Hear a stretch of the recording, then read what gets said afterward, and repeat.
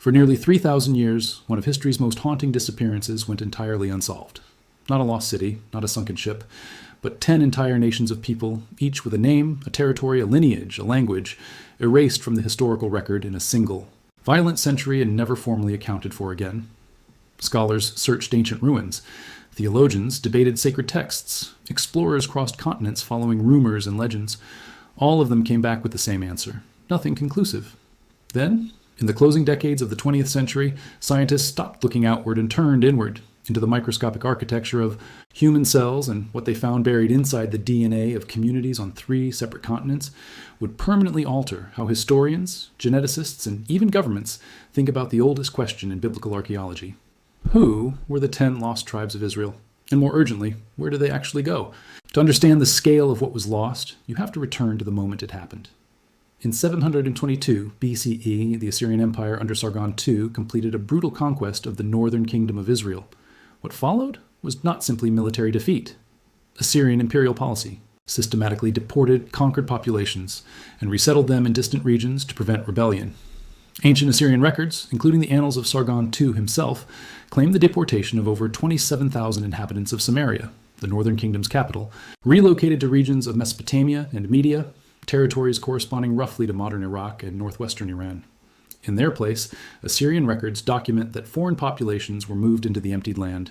10 of the original 12 Hebrew tribes, the ones who had formed that northern kingdom, simply ceased to appear in any datable, verifiable historical document after that moment. The 2 southern tribes, Benjamin and Judah, remained and eventually gave rise to the Jewish people as documented through centuries of continuous recorded history. The 10 others entered a silence that 3 millennia of searching have never fully broken. What made the silence so historically strange was that it wasn't accompanied by the usual evidence of mass death. There were no mass graves definitively attributed to the deportation, no linguistic inscriptions bearing tribal names appearing later in foreign lands, no monuments, nothing archaeology could point to and say with confidence. Here is where they went. The Assyrian deportation created what researchers sometimes call a population ghost, a large group of people whose existence before a certain date is thoroughly documented and whose existence afterward simply cannot be traced through conventional historical methods. For centuries, this ghost could only be discussed in the language of theology or legend, but genetics doesn't speak in legends. It speaks in sequences of nucleotides and haplogroups and allele frequencies. And those sequences, it turned out, had been silently recording history this entire time. The scientific turning point arrived not from a search for the lost tribes directly, but from a question about Jewish priests. In 1997, geneticist Karl Skorecki, working with colleagues at the Technion and the University of Toronto, published a landmark paper in the journal Nature posing a deceptively simple question. If Jewish men bearing the surname Cohen really are paternally descended from a single ancestral priest, Aaron, brother of Moses, as Jewish oral tradition has maintained for thousands of years, should that lineage leave a detectable genetic fingerprint? The Y chromosome, passed almost unchanged from father to son across generations, was the obvious place to look. The results were startling. Cohen identified men drawn from geographically isolated Jewish communities in Europe and the Middle East, communities that had been separated for over 1,000 years, shared a specific cluster of genetic markers on the Y chromosome at rates dramatically higher than would occur by random chance. This pattern was designated the Cohen Modal Haplotype. Its existence proved something that many historians had doubted was even theoretically possible, that oral genealogical tradition, maintained without written verification across hundreds of generations, could preserve a biologically detectable signal. If priestly lineage could survive 3 millennia encoded in a chromosome, then perhaps tribal lineage could too. Researchers immediately recognized the implications. Scattered across the globe were dozens of communities with oral traditions claiming descent from the lost tribes of Israel, communities in sub-Saharan Africa, the Indian subcontinent, the highlands of Ethiopia, the mountain ranges of Afghanistan and Pakistan, the remote valleys of Central Asia. For generations, these traditions had been filed under folklore by Western academics. Now, suddenly, there was a scientific instrument precise enough to test them. The race to do so began almost immediately, and what emerged from that research, conducted across the following 2 decades in peer-reviewed journals, fundamentally complicated everything historians thought they knew. Because the DNA didn't just confirm some traditions, it flatly contradicted others. And in the most unexpected cases, it revealed patterns of migration and identity so intricate that no single legend, no matter how carefully preserved, could have fully captured them. The first major test case involved a community few people outside southern Africa had ever heard of, and the results, when they arrived, were unlike anything the scientific world had anticipated.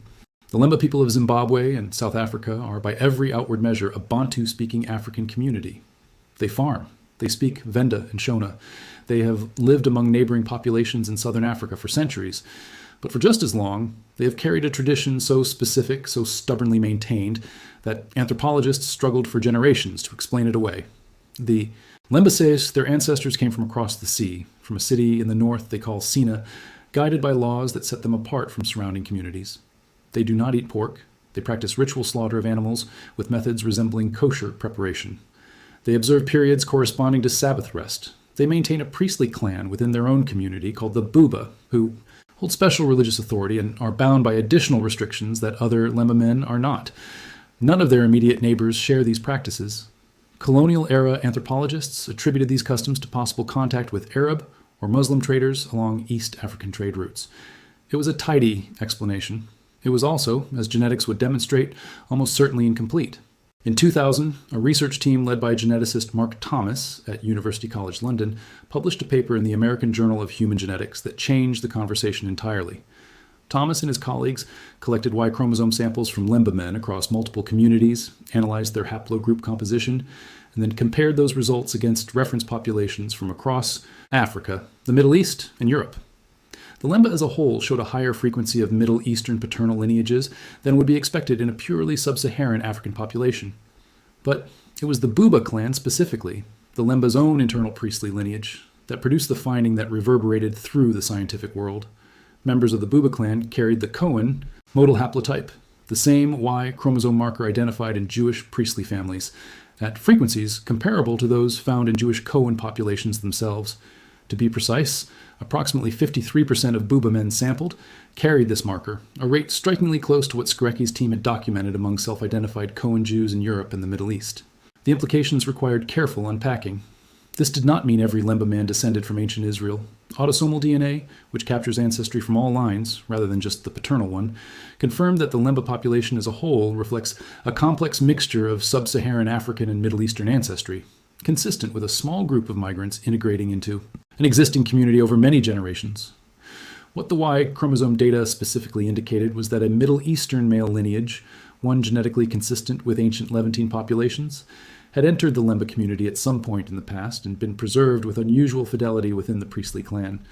The Buba had, whether consciously or not, maintained a genetic signature across centuries of African life that matched, with striking precision, what their own oral tradition had always claimed.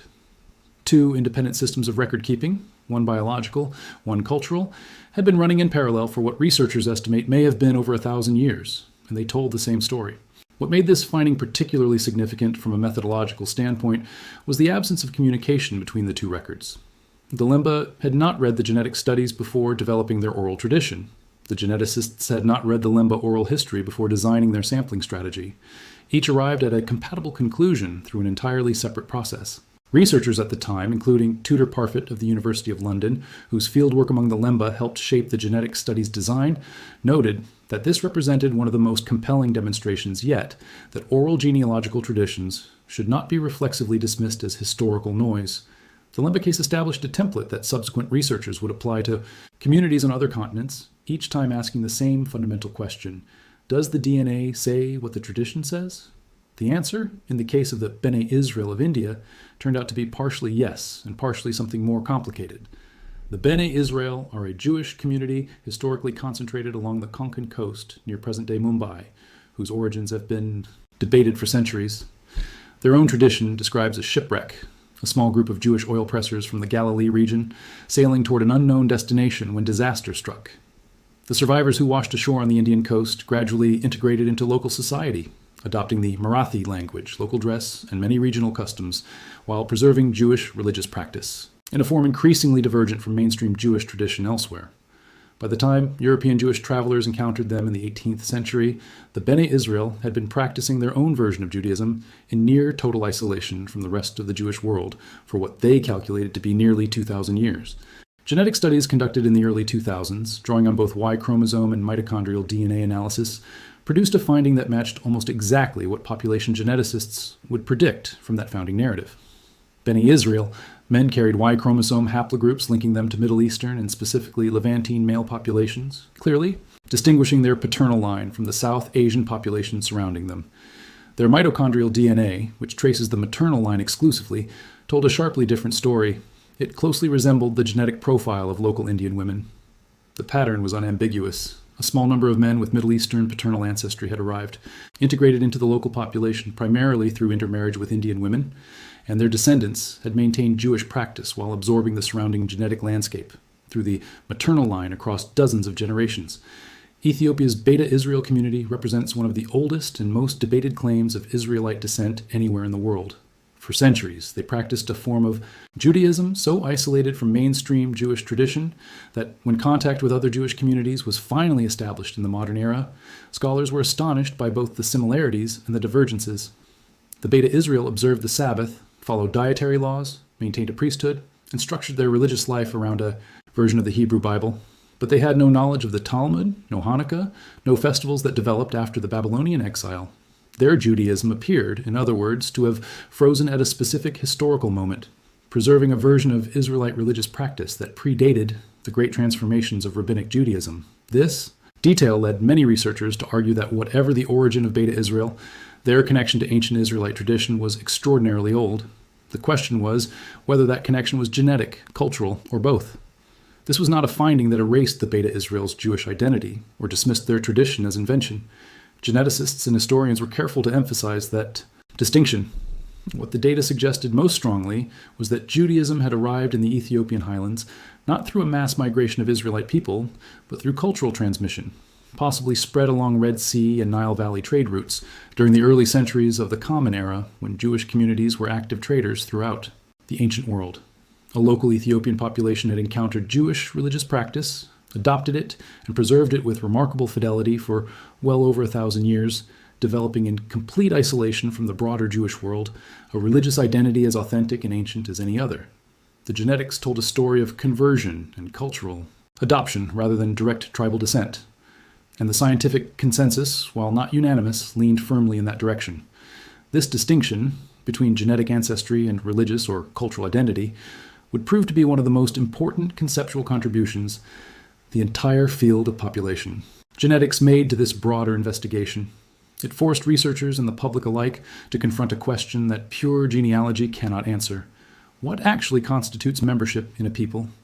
If a community adopts a religious tradition, preserves it without external support for 1,000 years, builds an entire civilizational identity. Around it, does the absence of direct genetic descent make that identity less real? Most geneticists, anthropologists, and religious scholars who have engaged seriously with this research answer with an emphatic no.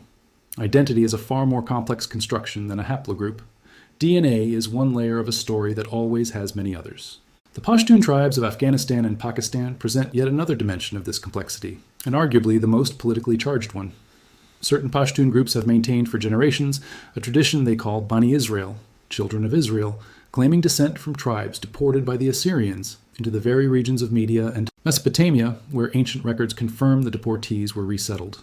Some researchers have noted that certain Pashtun customs, including practices around ritual purity, specific mourning traditions, and elements of tribal naming convention, bear superficial resemblance to ancient Israelite practice as described in biblical sources.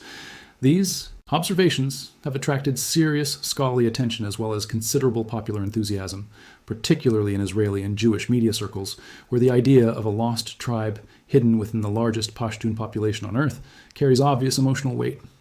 Genetic studies targeting Pashtun populations have been conducted, but remain limited in scope and have not produced anything approaching the evidential clarity of the Lemba, or Bene Israel research.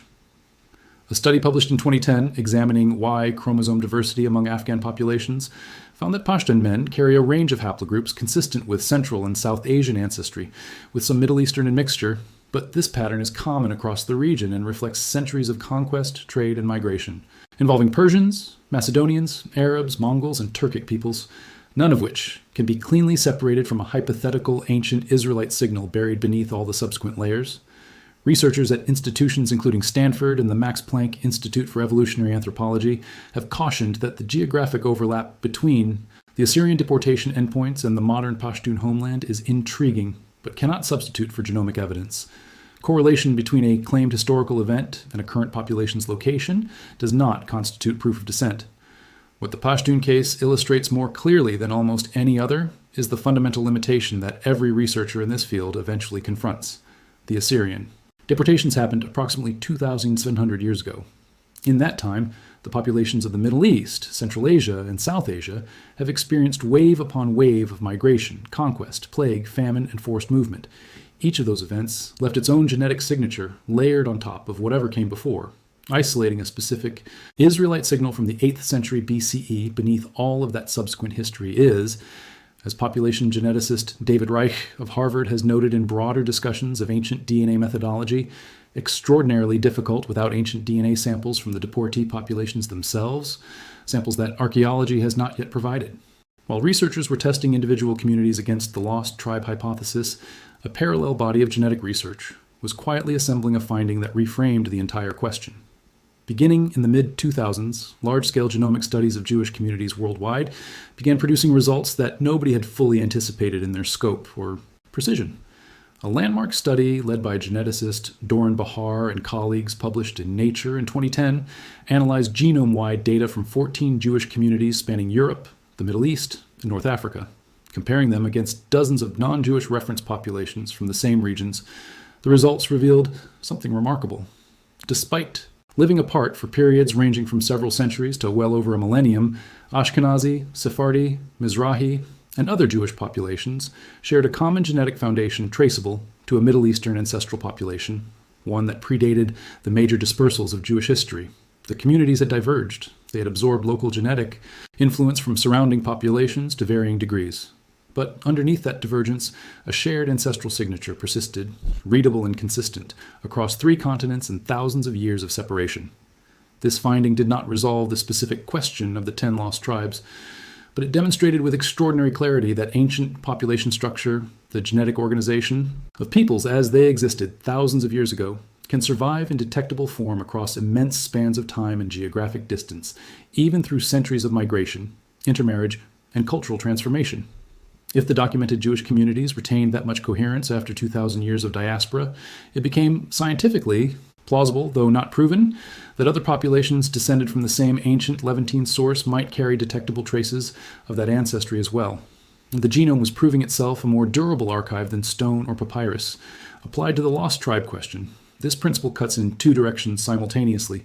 On one hand, it suggests that if even a small number of deported Israelites had founded a community in a new location, and that community had remained relatively endogamous, meaning they preferentially married within the group, their descendants today might carry a surprisingly concentrated and detectable genetic signal from those original founders. This is essentially what appears to have happened with the Lemba's Buba clan, where a small number of Middle Eastern male founders left a disproportionate Y chromosome signature that persisted across centuries of African life. On the other hand, if the deported populations rapidly integrated into surrounding communities through intermarriage, as the Bene Israel maternal DNA evidence suggests happened along the Konkan coast, the founding signal becomes progressively diluted across generations until it may fall below the threshold of reliable detection using current methods. Ancient DNA research, which involves extracting and sequencing genetic material directly from archaeological remains rather than from living populations, represents the most promising avenue for resolving what modern genomic studies of living communities cannot. Teams at Harvard, the Max Planck Institute for Evolutionary Anthropology, and the Weizmann Institute of Science have demonstrated in recent years that ancient DNA can be successfully recovered from remains in the Levant, dating back several thousand years, with landmark studies on Bronze Age Canaanite populations published in Nature in 2020, providing detailed genetic profiles of the very populations among whom the biblical tribes would have lived. If excavations in regions corresponding to the Assyrian deportation endpoints, sites in northern Iraq, northwestern Iran, and surrounding areas, were to yield skeletal remains that could be genomically profiled and compared against those Canaanite baseline populations, researchers would for the first time have a direct test of whether Israelite-derived ancestry is present in those geographic zones at the right historical moment. That work has not yet been completed at the scale required, but the methodology now exists in a way it simply did not a decade ago. The intersection of all this science with questions of law, belonging, and political recognition has proven persistently complicated. Israel's law of return grants citizenship rights to Jewish people and their descendants, making questions of who qualifies legally significant in ways that extend far beyond academic debate. The case of the Bnei Menashe, a community from the northeastern Indian states of Manipur and Mizoram, claiming descent from the tribe of Manasseh, illustrates the tension precisely. Genetic studies of this community have not produced the kind of clear Middle Eastern paternal signal found among the Bene Israel, and mainstream genomic analysis places their ancestry firmly within Southeast Asian population clusters.